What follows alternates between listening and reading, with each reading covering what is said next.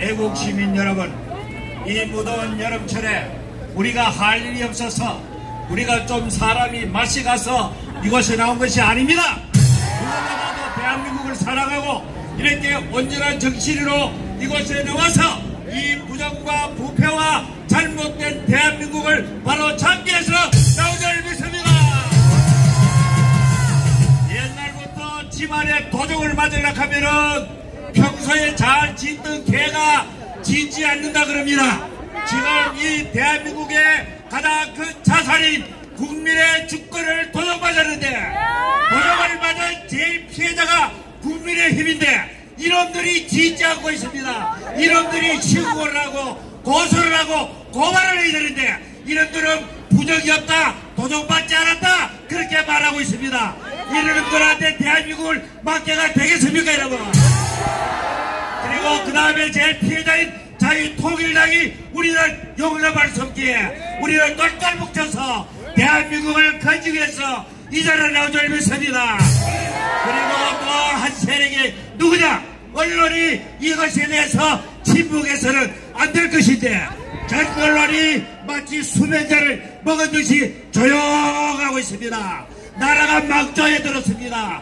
이렇게 엄청난 부정의 정황과 증거가 드러났으면 모든 언론이 아니더라도 조중동은 나와서 이렇게 언론을 대대적으로 보도해야 되지 않겠습니까 여러분? 이런들은 박근혜 대통령 탄핵할 때도 보수라는 미명하에 우리가 밀어줬음에도 이 언론이 항상 대한민국을 잘못된 방향으로 끌어가고 있는데 이제는 더 이상 조중동에게도 속지 마시기 바랍니다. 그리고 그 다음에는 대학교에 나가는 혈기왕성한 젊은이들, 과거에는 무엇보다도 용기 있게 이렇게 투쟁을 했는데 요즘은 이 젊은이들이 이제 투쟁지심도 없어져 버리고 이제 대한민국 전체가 침묵의 도가니에 있습니다. 그리고 저는 무엇보다도 외쳐낼 것이 마지막 양심의 보루인 한국교회인 것입니다. 한국교회는 불의와 부정을 보고 침묵한다면 이사야 선지자가 말한 대로 짓지 못하는 덩어리 개와 다름없는 것입니다. 하나님께서는 구약의 선지자를 통하여 선지자들은 강단에서 외치라고 하나님이 시대마다 하나님의 정도를 쓰았는데 이런 엄청난 불의를 보고 부정을 보고 침묵하고 외면하자면 더 이상 그들에게 한국교회 강단을 맡길 이유가 없는 것입니다. 한국교회 지도자들이 이 엄청난 불의 앞에 침묵한다면 앞으로 멀지 않은 장래에 이 나라 대한민국이 어둠 속으로 들어가 버리면 강단에서 설교할 권한까지도 박탈당하는 그날이 오고 말 것입니다. 만일의 경우에 이들이 좌익 세력들이 추구하는 동성결례법과 차별금지법이 정식으로 국회에 결의된다면 더 이상 하나님의 말씀을 강단에서 선포할 수 없는 비극적인 사태가 바로 눈앞에 있습니다 여러분.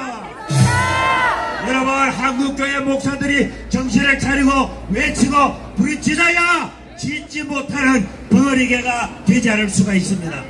여러분 제가 지어낸 얘기가 아니고 이사야 56장에 명백하게 이런 것을 보고도 짓지 않는다면 그들은 벙어리개라고 하나님께서 말씀하셨습니다.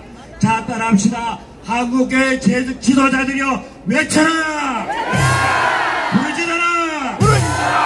강단에서 부르짖고 거리에서 부르짖어라! 그래서 이 대한민국을 어둠으로부터 건져내야 할 것입니다. 최근에 엉터리로 당선된 이 국회의원들의 난동을 국회에서 우리는 눈뜨고 볼 수 없는 상황이 벌어지고 있습니다. 아니 대한민국의 가장 중요한 안보를 책임진 이 국군의 지도자를 불러가지고 모욕을 주고 망신해주는 이런 더러운 국회를 더 이상 방관할 수가 없는 것입니다.